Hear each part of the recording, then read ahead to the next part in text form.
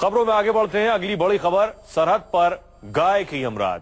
असम के धुबरी में गाय तस्करी का चौंकाने वाली तस्वीर सामने आई है। गौ तस्कर गायों पर अत्याचार करते हैं, उनके पैर बांधते हैं और केले के तने में छिपाकर नदी में ढकेल देते हैं।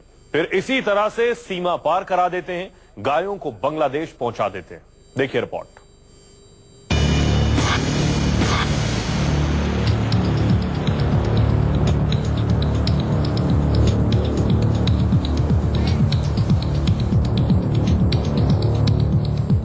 गायों के साथ हद दर्जे की बर्बरता।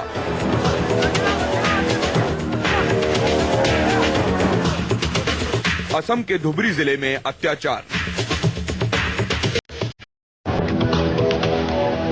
तस्करी के नए तरीके की तस्वीर।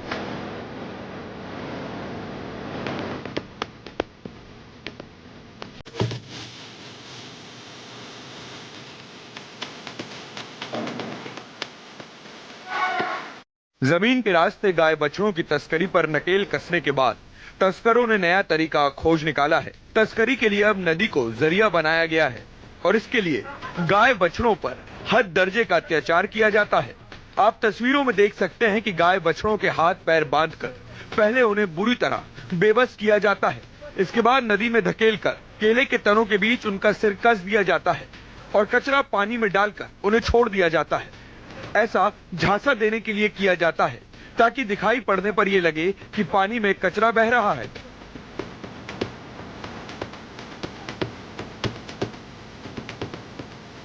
यही नहीं, पशुओं के ऊपर ऐसे पहचान या कोड छाप दिए जाते हैं जिससे सीमा पार पहुंचने पर वो उस कारोबारी के पास पहुंच जाए जिसके लिए तस्करी की गई है। असम के धुबरी जिले के छाप सवारी इलाके से बांग्लादेश में तस्करी के लिए तरीका धड़ल्ले से इस्तेमाल किया जा रहा है।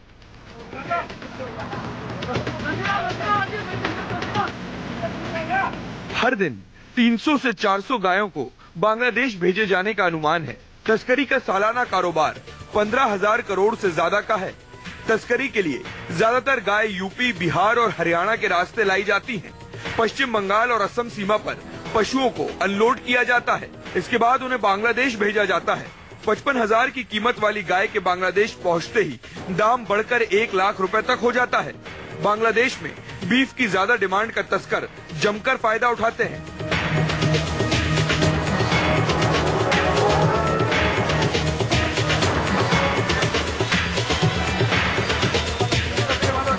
नदी के अलावा जमीन के रास्ते भी गायों को सीमा पार कराकर बांग्लादेश भेजा जाता है। हालांकि बीएसएफ की चौकसी के चलते जमीन के रास्ते तस्करी पर बहुत हद तक रोक लग गई है, लेकिन पूरी तरह नहीं।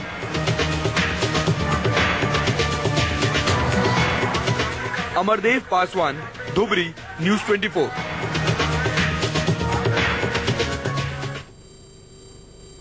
सोचिए, असम की बीजेपी सरकार की नाक के नीचे अब तक ये हो रहा था। एक ब्रेक के लिए रुक रहे हैं, लौट रहे हैं कुछ और बड़ी खबरों के साथ।